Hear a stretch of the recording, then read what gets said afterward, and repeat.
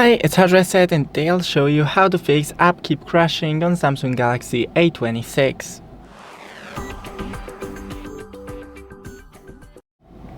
So first go into the settings and then find apps settings. Then from here find your app. For me it'll be a camera. Then scroll down to storage and clear cache of the app.